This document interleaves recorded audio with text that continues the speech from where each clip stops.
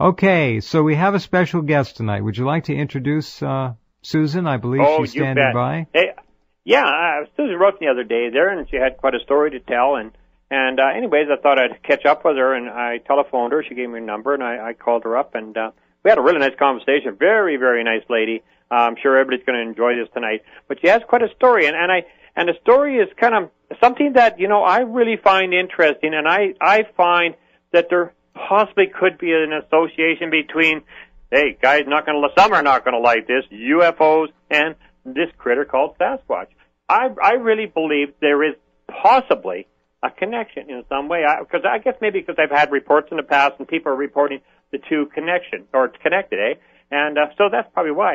Hey, we don't know much about anything anyway, so, hey, possibilities there. How can you rule anything out? Exactly, Jeff, exactly. So it's an interesting topic, and she's got an interesting story, so definitely like to welcome you, Susan, to the show, and Jeff Rense is behind the mic. Hi there, Susan.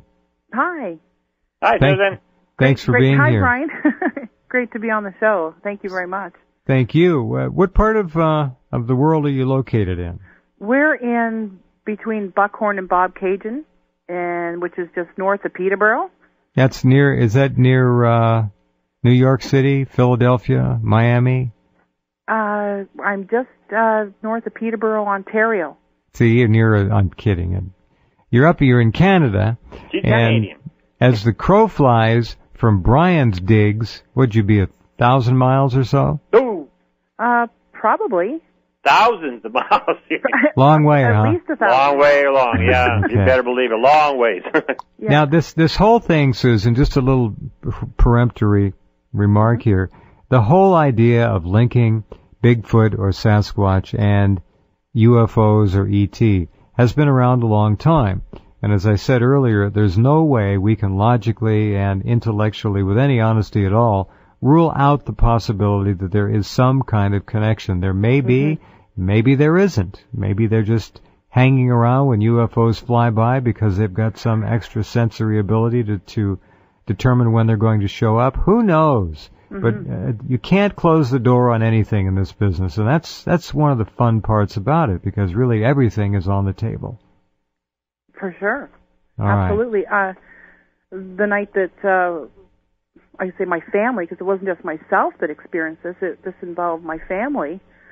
It was something that I'll never forget, and the only reason that I kind of reached out is after you experience something like this is you start wondering, did anybody else see this, experience this, ever, anywhere? I'm a pretty logical person, and to be honest, I didn't even believe the Sasquatch existed. I thought it was like a myth, like Santa Claus or the Tooth Fairy, I was a total skeptic. You mean those are myths? Yeah. I was going to say, hopefully You just want to All right. But to have the encounter I did, I was actually having a ceremony. I just lost a dear friend of mine, and I was having what I call, I was drumming to his spirit ceremony, sending him a good way and drumming and praying for him. The place where this event happened was pretty remote. We were on, we backed onto a river, and my nearest neighbor was about a quarter mile away, either direction. And directly across the river, it was pretty, it's pretty, pretty private. There's not a lot of neighbors around, that's for sure. I understand. Okay. About a quarter mile. Yeah, so you have a home there. Yeah, we moved from there. Okay. We actually moved shortly after the event. Because of the event? Honestly, yeah. Yeah, okay. we wanted to get some space. It was a pretty frightening thing for the kids and my partner that night, and I realized about 6 months after that, I had some problems dealing with it. So we decided we'd get a fresh start and we'd move, and we actually just moved from that house, from that direct area. We moved to the next acreage over. So you're living on the 10th. There. You're living on the 10th story of a high-rise condo right now. I see. I was ready for that, but I was born and raised in the country, and I'll never leave the country. But I've actually had some pretty paranormal experiences my whole life, but this was a a little much to deal with. It really Okay. was. All right, so you have a home, and then how close to the home is your teepee? It was down by the river. It probably would have been about 200 feet. Okay. About 200 feet from my home. All right, and you'd gone down there to do your personal, spiritual ceremony, your send-off to your friend. All right, yeah. and it's nighttime. Mm-hmm. All right, and you're in the teepee? Yes. Okay. In the teepee, and I had just finished drumming a song to him, to his spirit. Mm-hmm. He passed away after a long fight with cancer. I had been working with him. I do a lot of alternative healing work. And good for you. Yeah. So anyways, after putting my drum down, that's when I heard something scratching at my teepee skin. It was such a scratch that I thought it was almost going to come through the skin. I mean, it's heavy canvas, but it just kind of took me by surprise. And I first thought, there's no way any of my kids would be, rubbing a stick on this because they know what I do is serious work, and there's no way they'd come down to play around. So I sat there, listened a bit, and some more scratching. And that's when describe the scratching, would you please, Susan? Is it just like it was just like a straight, or was there multiple noises? It's like if someone took a branch or a stick, and you're in a canvas tent, say, and someone is poking and scratching at your tent. So multiple scratches. Yes, it was multiple. Enough that it got me kind of, sitting up and thinking, what, because I did call out actually, like, hey, who's out there? Was there a light on inside the teepee? I had a fire on. Did you see, it's a good sized teepee, did you see the canvas moving at all? It was behind me. It was at my back. Okay. And one of our native artists in the area, Randy Knott, he had painted a bear on my teepee, like a native-looking bear. And, later on I did reflect that, maybe this attracted them. I don't know. But anyways, it was after that I heard the grunting sound. Well, maybe it was the drumming that attracted your friends. Maybe. It could have been my emotional state I was into. I was crying, I was grieving, I was letting it out, so to speak. Mm-hmm. So I was in a pretty emotional state, and that's when I heard this grunting sound, and that's when I knew. I thought, oh, that's a bear, because it sounded just like to me like a guttural, like, I thought, okay, it's a bear, and he's probably attracted to the likeness of the bear that was painted on my teepee. This is what I'm thinking to calm myself, and I had a lot of kindling with me at my fire, so I kind of put some more sticks in at that point, trying to be very quiet, listening, and I got the sticks, in the fire for a little bit, making sure that they were caught, because I was fully intending to go out there and possibly see what it was, and, you're curious at that point, and that's when I heard the branches snapping, and I thought, that's a big animal. You live in the woods. I grew up in the forest. I know when you hear deer and moose moving through, or a chipmunk, sometimes at night a chipmunk can sound like a moose, but this was heavy branches snapping that I thought, that's a big animal. So I did get my stick. For some reason, I thought to put the stick in the fire, that I thought, if it did come, into the door of my teepee, I could wave it at it or something to scare the bear away. Now, this snapping noise, it sounded like not a little twig being broken. No, it was no twig. Okay. It was a good-sized branch, like a snap. Right. Like a heavy snap. And as we know now, and maybe Brian and you have discussed this, but for our listeners, Bigfoot, Sasquatch often will walk through a forest and snap, just take a 2-inch or 3-inch or maybe even bigger and just snap it right in half. Maybe they're leaving a trail. I don't know what they're doing, but they do snap branches. Okay, so what happened next? After that, I heard the snapping was moving farther away. So I figured the bear had made its way down the river. And at that point, I was pretty much wrapped up what I was doing. I was getting all my bundle together, and I was ready to exit the teepee. So I did take my stick with me, and when I went out, all teepees faced east, And when I got out of my teepee, I got out easterly and looked toward the west where the noise was coming from, the grunting, or the scratching and the sticks breaking. And when I looked over, what I saw standing on the bank of the river, which would probably have been 25 to 30 feet from where I was standing, maybe closer. That's close enough to make your knees really knock. Close. Yeah. Was looking back at me, my first instinct was the bears were standing up, and I say bears because it wasn't just one, and it was big, and there was a number of them, like in a group together, standing together, and what got me was the glowing, tall one had glowing red eyes, and, let alone seeing the sight with them standing up, was there any kind of floored me because you're expecting to see a bear, and it kind of defies all logic. Number one, bears don't stand all together in a group unless it's a circus act, and bears' eyes glow green. Oh, they do. I didn't know that. That's interesting. Red. Yeah, all right, now green. what was it behind you that the eyes were reflecting? What was in front of me, what had come up was, when I researched back to that night, it was almost, I think, a full, they called it a gibbous moon. It was a very clear moonlit night, and I'm wondering if, as the moon was rising, which it would have come up in the southeasterly direction, it was possibly either reflecting off the moon or the lights at my house. All my every house light was on because my kids were in there by themselves. I was in the teepee, and I was up in the garage. How many of them were there in the group? 4 or 5. And they're 30 feet away from you. Pardon? They're 30 feet away from you. Yes.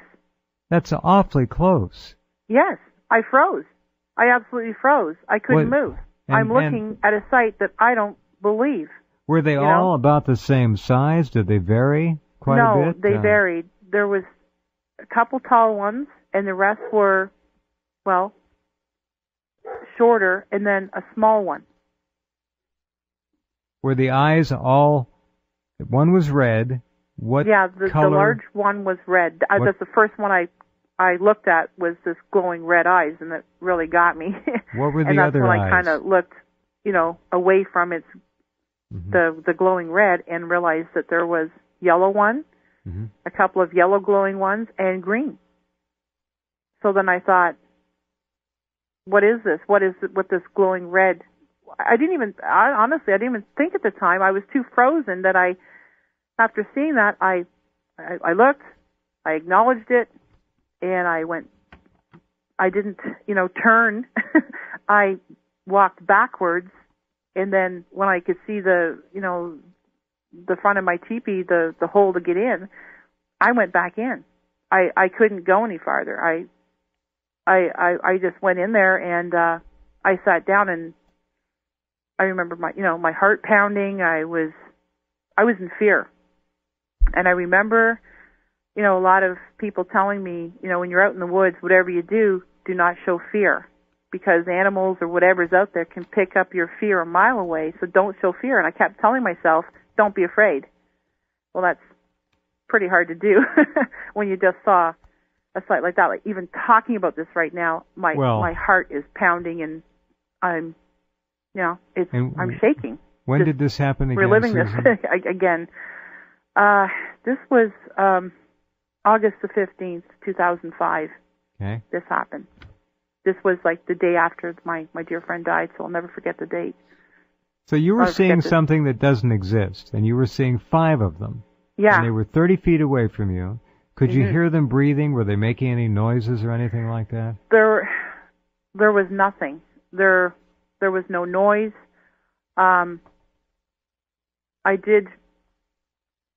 When I came out the second time, they had moved. Like, when I came out again, because I thought I got to get to the house. My kids, that's all I could think of was, I got to get to the house. They may have been thinking the same thing. We got to get the kids away from this human. Mm-hmm. And the drum. So I lit up my smudge again, which is sage, and I remember I when I come into crisis like that with if it's another person who's with me or myself, if I have I call it my medicine with me, I'll light up the sage and I'll purify myself or the situation. I remember doing that and calming myself, talking to myself, and going out. And they were still there, only they had moved maybe 67 feet, 70 feet down the river that I could still see them huddled in a group. Like I thought, they're still there, but I thought this is good. Whatever it is has given me space. They've given me room to get from my teepee to my house. So it was the longest, 200 feet that I've ever gone, I think, in my life was just, I was praying to God, please just let me make it to my house. Because and when you see something like that, you want to tell somebody right away. I thought, oh my God, just let me get to the house. I got to, I wanted to tell the kids it's like, my God, I just saw something out there. I want to tell them what I saw. And I couldn't tell them. Because when I got to the door, my kids were terrified what was going on inside my house. Did you have any doubt at that moment you were seeing what you were seeing? I mean, some people actually come away and they say, well, maybe I didn't really see that. It's just so overwhelming to the senses. You know what I'm saying? Yeah, absolutely. No, I had no doubt. I was frightened, but I was excited that I just wanted to tell somebody what I saw. Well, you should have called me or Brian. Yeah.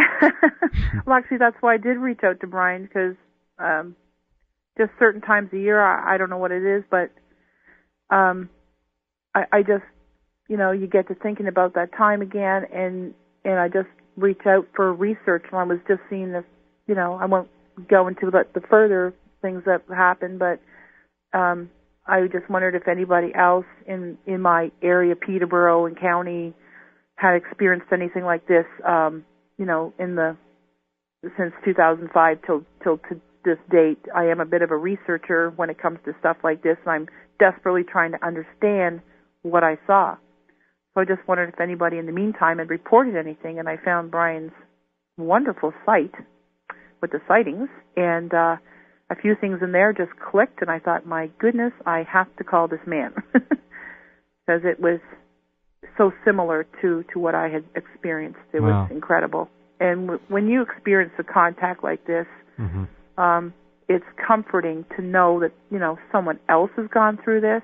You can't actually quantify it in words how important it is for somebody like you who's been through something like that to have a connection and get grounded with it. I understand. Yeah, great. That's why we do this program, to reach out to people. And I thank you for doing this. I really do, because it's and I work in counseling people, and I've heard a lot of stuff, and I've always kept an open mind. But I'm the type of person that's like, what happened to you, that's great. That happened to you, that's what happened to you. But I am a bit of a skeptic when it comes to a lot of things, and I don't believe everything I'm told. I believe what I see, what I smell, and what I hear, and that's good enough for me.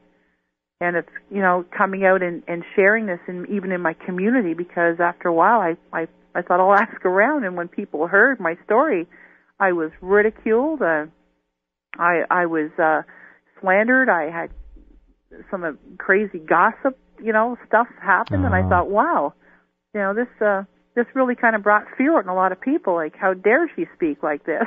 Sure. I was kind of shocked. But I thought, that's not going to keep me from pursuing this and asking others out there, have you had an experience like this too? That's pretty much all I wanted to know. Is there any other families out there who experienced this? Because it was really frightening for my kids. What happened when you went into the house? Oh, Brian, go ahead, please. Oh, no, I was just going to say, Jeff, it's such a shame, because I do hear the same thing quite often, from folks, when they've actually seen or experienced something, that they have to go through the ridicule, just to tell their story. And it is such a shame, because let's face it, if people are seeing these things, I mean, they're seeing it. You can't take that away from them. We don't need to sort of rib about it, too, and make them feel worse than they already are sometimes. Mm-hmm. Oh, I was deemed a witch, and, people were driving, like, around the other way so they didn't have to go past our house. Oh, and, come on. This is 2005? You wouldn't believe it. Well, you wouldn't believe it. And after a while, when I did meet a lot of the people who had become terrified of our family or myself, years later, when they did meet me, they said, "You're nothing like I heard you were," or, could you tell us, really what went on? And I said, well, what did you hear? And some of the stories were just so incredibly off the mark from what we really went through. So, I certainly did say, this is my truth. Sit down, I'll tell you what happened. So we did have a lot of people come and say, and then this area that I live in now is an area I came back to from, I think I told you, Brian, back in 1972, our family had experienced some stuff here, UFO activity. My father was an ex-cop and everything. I never heard my father swear, actually, until that night when he was out and we saw what we did. So that kind of brought me back to this area. And it was just, the light in the sky. There was some stuff happened, and which I told you, in my report to you what happened. So I really came back here. I don't know why, but we all feel, this is home here. But yet, what happened was, it really did shake the kids up.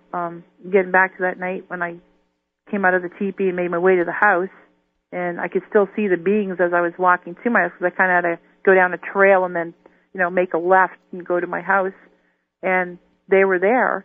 And I did see some movement in them, like they were kind of like swaying back and forth, like they weren't just stationary, like there was a bit of movement to them.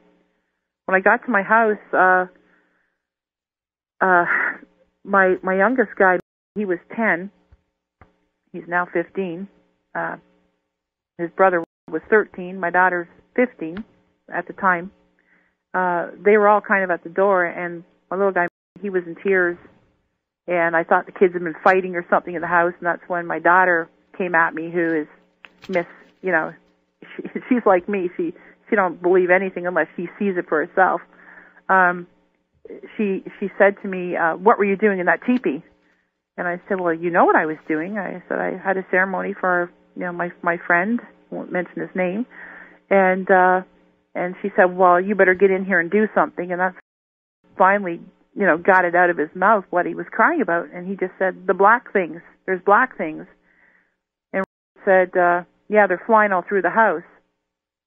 And I said, "Whoa, guys, what's going on in here?" And that's when John said, because these kids were really, you'd have to, to be there to feel the energy when you walked into the house with these three kids.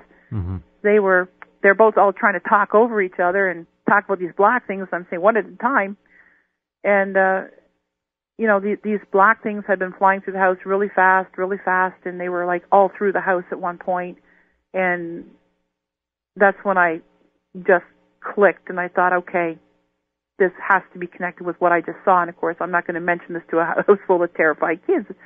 So the only thing I could think to do again was I had my sage in my shell, and I lit it up again, and I went through the house, and I calmed them all down and assured them everything was fine. I didn't see anything. So I figured this would have been happening around the time that I had seen, the things I did. And that's when I had to find my partner, who he was up in the garage, and when I got up to him, he came out of the garage at me very abruptly, and I could tell he was fearful the way he was talking to me, and he just said, "There's black things around here." And he said, "What was your friend into?" Like very almost sarcastically to me. And I thought, this is not like you to speak to me like this, or of our friend like this, insinuating, there was something wrong with my friend, that he was into some hoodoo stuff or something. And he said, there's black things walk around here. And that's when he said, I saw and he called them shadow people. Hmm. So I desperately wanted to tell him what I saw, and I told him about what the kids. I haven't told him what I saw, because now I'm saying, well, the kids saw black things in the house, and that's when he just decided. I decided, okay, because usually when stuff like this happens, we have lots of sweetgrass in the house. Like right now, I'm looking at a bundle of sage hanging on my wall because I do a lot of healing work. So he lights up the sweetgrass, which is the men's medicine, and he's purifying the garage and himself. And I'm in tears, and I'm saying, I don't understand what's happening here. And that's when I'm about to tell him, and I thought, I can't tell him right now because he's just too, he's freaked out of what he's seen. So I walk out to the road, and it's now midnight, and the country road, there's no one going by. I mean, I think the last cars went by about 9 o'clock. And I'm standing out in the middle of our road, and I'm praying to God for an answer, and I look up, and I noticed 3 stars moving in unison, which I thought were stars. I thought, oh, no, those are satellites, until one made a really strange maneuver where it just kind of inverted itself and quickly flew. And they were yellowy colored, which now the yellow was becoming more and more golden to an orange color. And I'm just looking up at this, and that's when I called to say, get out here. Now I'm yelling at him, saying, get out here, have a look at what's happening up here. And we're looking up at these objects that, this is really hard to describe. It's like they dropped out of the sky. It's like all of a sudden they just went from little circles to the size of oranges to the size of frisbees to poof. We didn't know where they went at one point, because then we realized we were looking up at the bottom of a massive blue-black object that was triangular shaped and was floating like a blimp.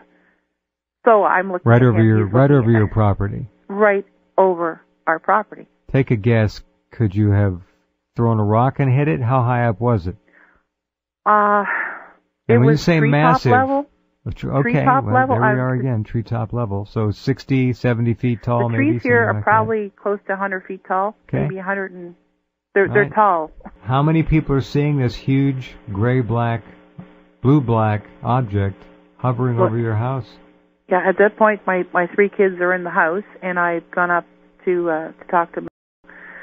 And that's when I noticed the strange movement of these objects in the sky, and that's when I thought, well, I got to call him to see this, although he seemed mad at me or whatever, and he was still in the garage, and I did coax him out to come see.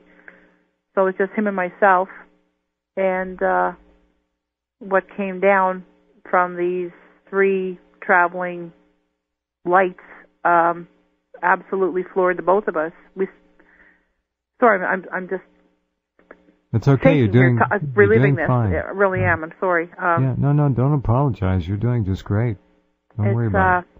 What I compared it to try and describe it was, if you hoisted a big ship up, like, for instance, the Titanic, mm-hmm. and you cut the ship in half, mm-hmm. and you're looking at it from, the ground up, and you can see obvious seams in it. There was, like, little portholes were, like, lighted portholes. It was kind of like blinking, but I can remember, like,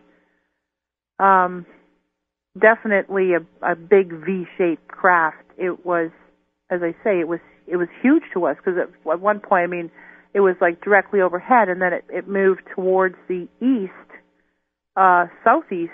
It was going over the treetop, and it just hovered like, it was like a blimp how it moved. Like, it was just very hard to describe to you, but it came down, and it's almost like it just came into form, kind of lost for words on it, holographically, interdimensionally. I can't All describe. right, so you're seeing it though in real time, 3-dimensionally. Yeah. It's 100 feet over your head. Does it extend side to side and cover the entire sky or half the sky? How big is it? It covered a lot of the sky, for sure. And there were lights. You saw detail. You were able to see lines as if you're seeing some kind of construction technique. Is that what you're suggesting? I believe so, yes. Yeah. And round porthole like lights on the bottom, or randomly scattered around, were or oval. Yeah. How many of them? Oh gosh. Dozens? A few? No, there was lots.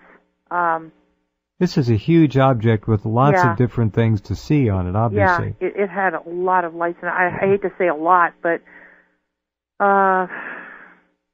was there a center light in the middle of it, or were there wingtip or point lights at the ends of the triangle? Do you remember that? Or were these things just scattered all over the bottom of it? No, they were kind of on the side of the V. Mm-hmm. Like, it's hard to describe. I mean, something that took like 5 seconds to manifest, and when you look back at it, I could describe it for 10 or 15 minutes, you know. It was definitely, and I'm trying to describe to you how, you know, it came down and how it kind of formed into what it was, and by that time it was, you know, we're realizing what we're seeing. It's one of those things where, am I seeing this? Am I believing what I'm seeing here? So, Susan, excuse me, well, when you looked up, it wasn't there, and it formed, it took shape, or did it come down just to the extent that... with the lights, with the three... Okay, they kind of let it down. Yeah. All right. They kind of let it down. They did become smaller again, like there was like one at, say, at the front. Uh-huh. I understand what you're trying to say now, but yeah, so they guided it down, maybe, or led the way, whatever. I can't describe it. Okay, this is not a triangle; it's a V.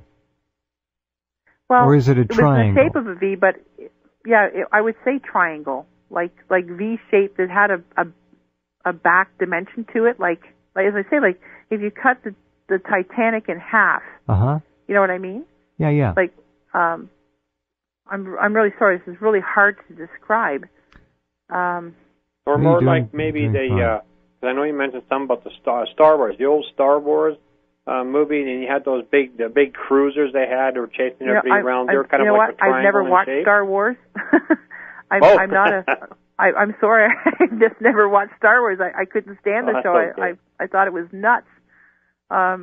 Sorry, but no problem. I know, and now I realize this is probably more true than anything. I'd rather start catching up on Star Trek now because there's something to this.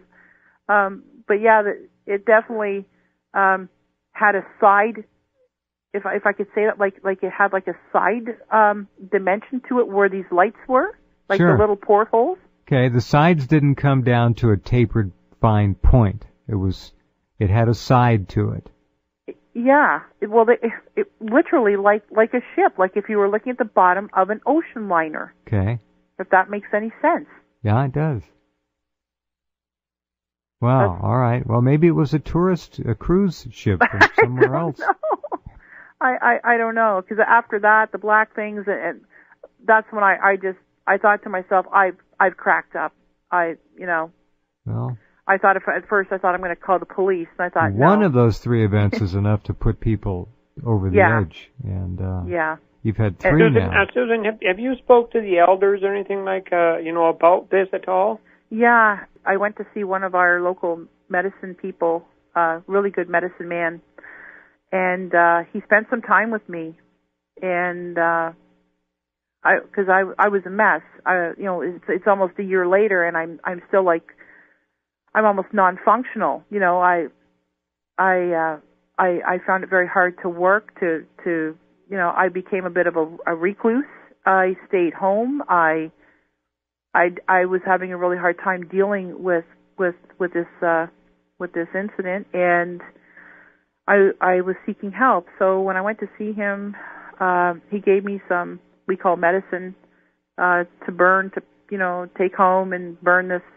I believe it was poplar bark, something in the poplar bark. However he made it, I don't know, but it was pretty powerful stuff, and I really felt this helped me talking to him, and he drummed to some spirits, and he said, these things happen for a reason, and he says sometimes these things happen to people that it's you're like the messenger, maybe you're meant to share this with other people. So that kind of stuck to me because I wasn't mentioning this to anybody, and that's when he gave me the courage to talk about this, to say, you know, this happened. I didn't make this up. People who know me, I mean, you know, I'm a pretty reputable, solid citizen in our township, and people, you know, I'm a bit of an activist and environmentalist. I'm a very law-abiding person, and I've helped with some legal cases and stuff. I'm, you know, so when I have a question. You mentioned how the town reacted to your family and your home after the Bigfoot or Sasquatch sighting. Yeah. Did any of this get out into the community as well? The black things in the house and this huge craft above your house? No. Okay, so it was just the Sasquatch. You know, if this had been a couple hundred years ago, they may have burned your house down. I mean, this is... Well, yeah. I hate to say it, but that's... I think a lot of my ancestors were burned. Definitely. Wouldn't be surprised.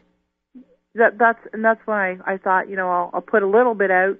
I'm not putting everything out, that's for sure. And 5 years later, I mean, I don't know if you can hear, I'm shaking reliving this. My heart's pounding. My heart's in my throat right now. It's a very hard thing to talk about.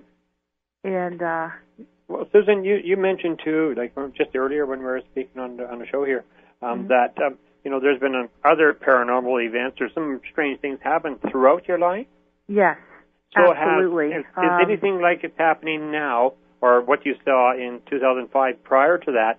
Was there anything similar, or do you think maybe something that's may have been leading up to that? And was there any kind of stuff happening after your marks on your body? Like, was there a possible abduction or, you know, that kind of thing missing time at all? Well, you'd need another hour to talk about that. Let's say the Titanic was cut in half.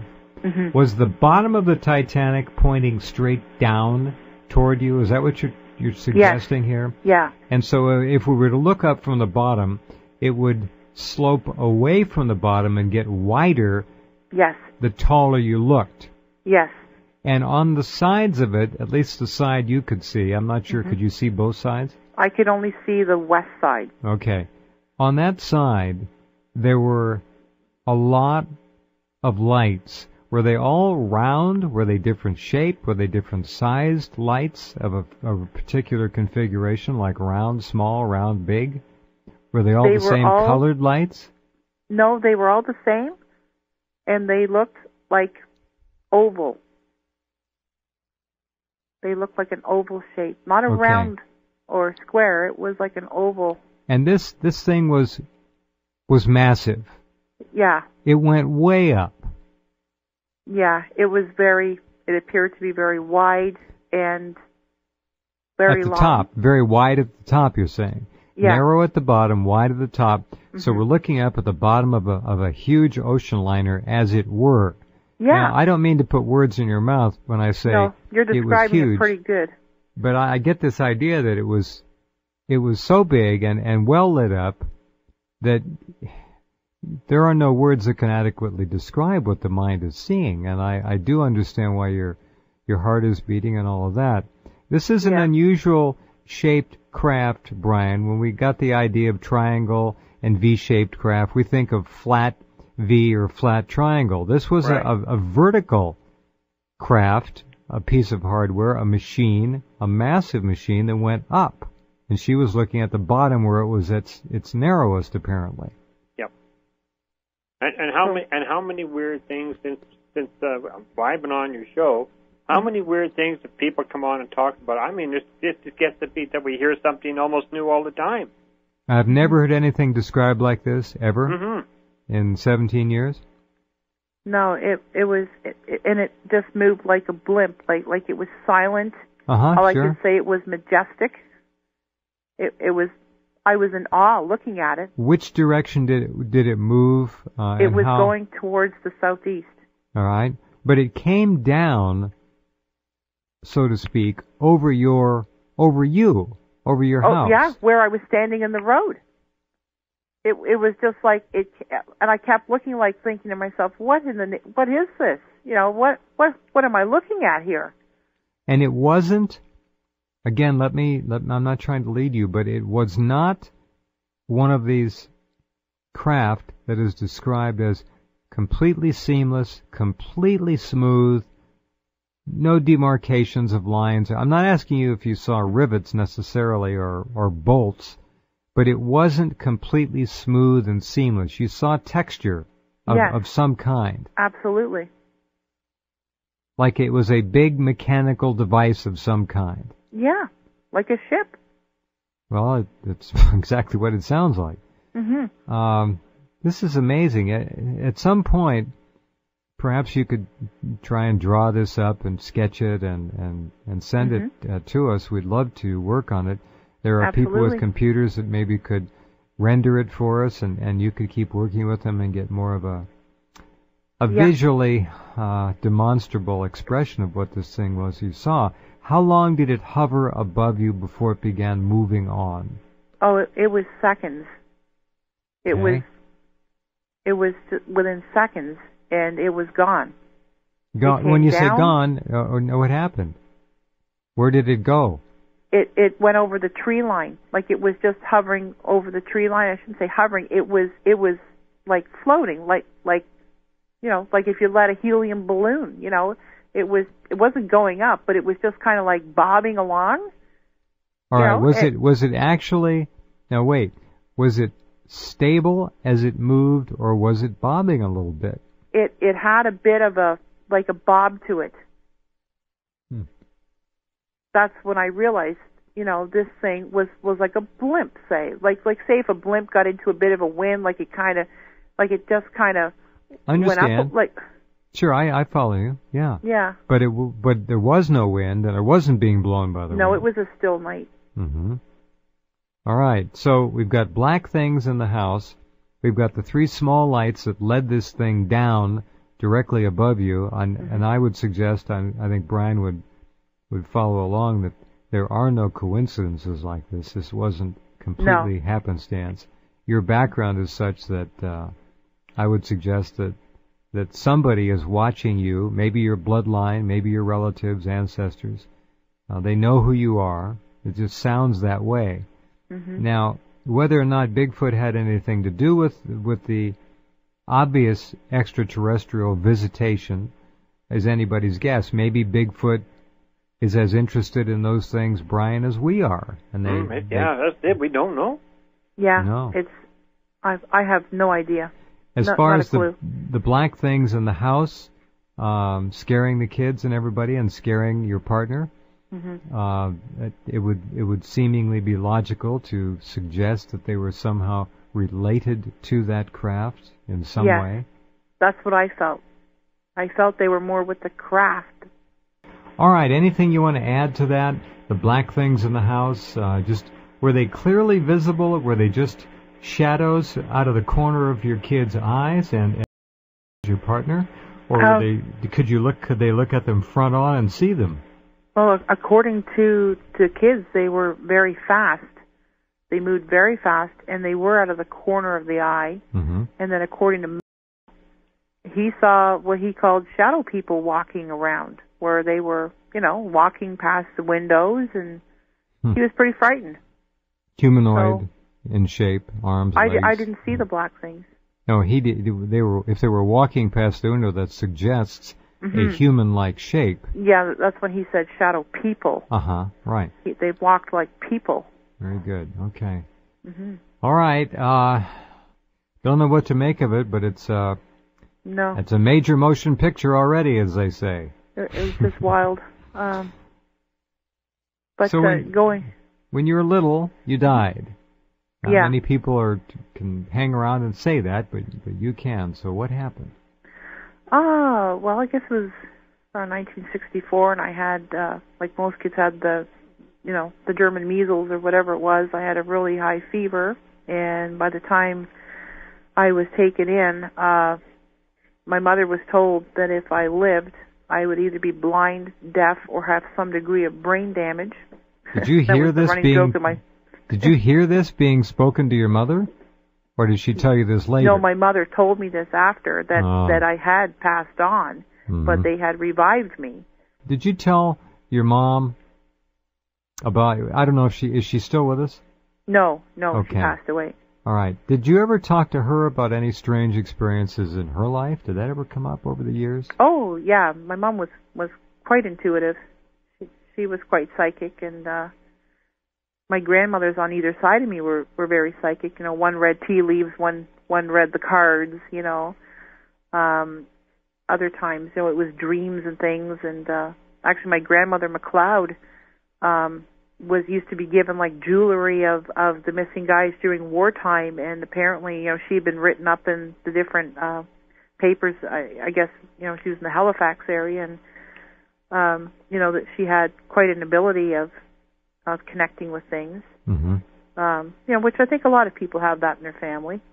It's quickly drummed out of most children, though. Don't talk about that, Johnny. Yeah, and that was I wasn't allowed to after a while. It was completely, you know, we don't want to hear about it. We don't, you know, so it was really, I wasn't to talk about anything like that after, I think, the age of 9. That was it. You know, they'd had it, and whatever happened then. But what happened was there was, I call it, you know, the universal call kind of came back where, you know, you can't run from this anymore. And I ended up working with the Royal Canadian Mounted Police in 1981 over a dream I had when I was working out at a ski resort, Mount Panorama.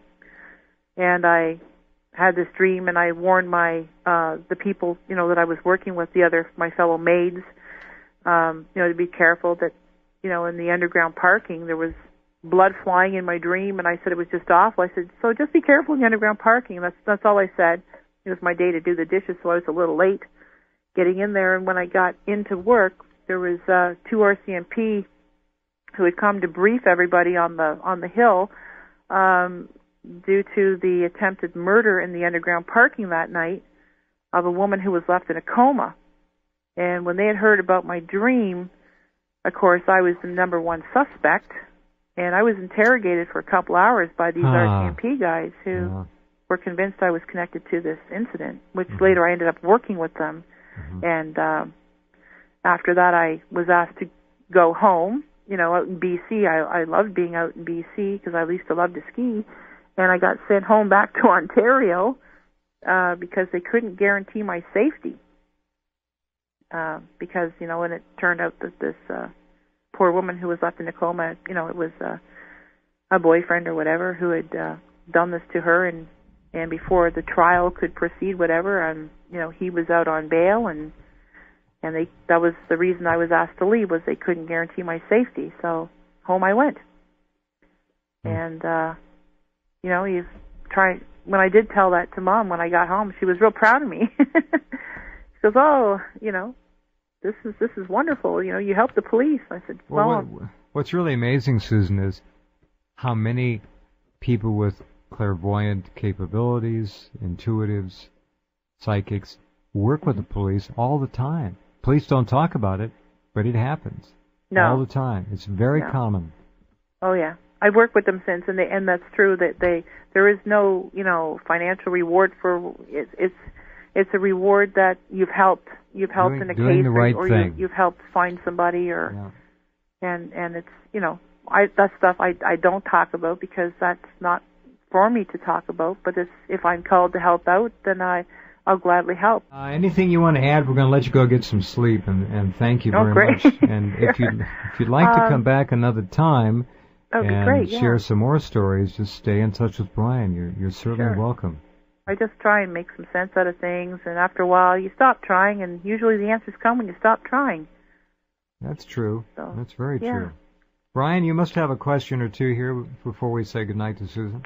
Well, you know, not so much as a question, I guess, it's because we covered a lot, but, you know, I was looking around her website, even sitting here looking around while we were talking and stuff, and there's no doubt about it, the lady has been covering a lot of stuff, and there's some other interesting things that have taken place with your parents, you know, back when, and so it sounds like, you know, your family has been through a lot of the, you know, paranormal or whichever you might want to call it, you know, as much as you have too, and now, of course, it's just still carrying on with yourself. Yeah, and my daughter too. She's one night I was reading, when she was quite little, I was reading the Magic School Bus to her, and at the foot of her bed we noticed something moving, And I'll tell you quickly, I thought it was a pair of jeans moving at first because it was blue, and this very large, round blue ball came up through the floor, it hovered, and went down again. And we both looked at each other, and we said, "What was that?"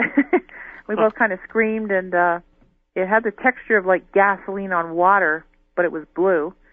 And it just was one of those things. That was the first thing that she saw that, really intrigued her, that, wow, Mom, what was that? Another time was we had moved into a house, and we had some little lights around, and I call them the fairy lights. And I said, "Oh, come see the fairy lights." And she said, "I hate the fairies." And she screamed it at me. And when she did that, spontaneously, her goldfish bowl split in half, and I had these two black goldfish flopping on the floor, and we just looked at her, and she was just crying.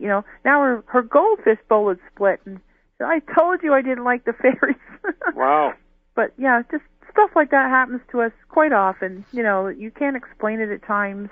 But this night was something that has grabbed me. I'm quite used to seeing and hearing and delving into other realms and stuff, but this thing really got me this night, and I'll never forget it. To the point where I do remember it, or some show comes on, or some Sasquatch show comes on. Well, I pay attention to my physical reaction to it, to things, and I don't have a reaction to anything like I do to when we're talking about Sasquatch or Bigfoot, something that I absolutely never believed in. Mm-hmm.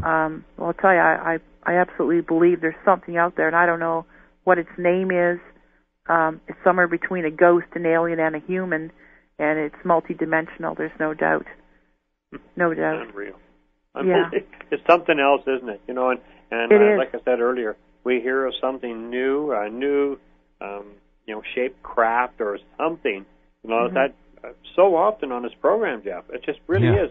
I mean, we've had a lot of guests, and we said, well, this is a new one for us, something we haven't heard about. And, of course, with Susan, it's another story and another definitely strange object. Mm-hmm. Absolutely.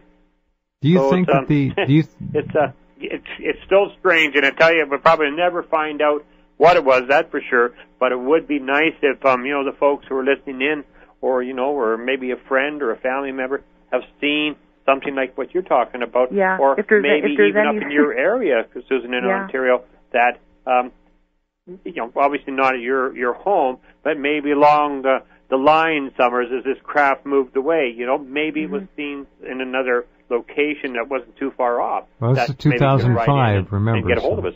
5 years ago. For me, when I hear Susan describe what she saw, 5 or 6 Bigfoot, Sasquatch, varying heights, red eyes, yellow eyes, green eyes, that's all I need. I don't need to see them. I mean, we've heard how many times over the years? Mm-hmm. The same basic description over and over. Susan saw a family or an extended family or a group, and for some reason they didn't have a problem with her seeing them, or they wouldn't have been standing right there. No, they were fully showed themselves to me, and afterwards I realized this was a gift, and maybe they came to comfort me in my time of sorrow. Could be. Maybe. Could be. But if anybody else out there, I have a site. You're free to contact me. Give us the site. Give us the site address, please. What is it again? It's healingquest.ca. All right. Just healingquest.ca. I'll connect that to your name on my homepage, so it'll be there. Healingquest. Thanks, Jeff. Oh, sure. Well, thank you for being here, and keep in touch with Brian. If you want to put together some other things you'd like to talk about, we'll have you back on again. Oh, it'd be wonderful. Well, there is actually, and I'll definitely be in touch. Good. Well, I look forward to spending some time with you again. Then, thank you so much. My pleasure. Thank you, guys. Susan, for being here. Thank you, Brian. Okay. Good night, dear. I'll talk to you soon. You bet. Okay, bye. Bye-bye. What a nice person. No kidding. Intelligent. Sometimes you wonder about some of these things you're reading, and then you pick up the phone, and sometimes you're just scratching your head, and then you start talking to them. And I'll tell you, this is why I love the UFO business, or whichever it may be, because you talk to so many wonderful people.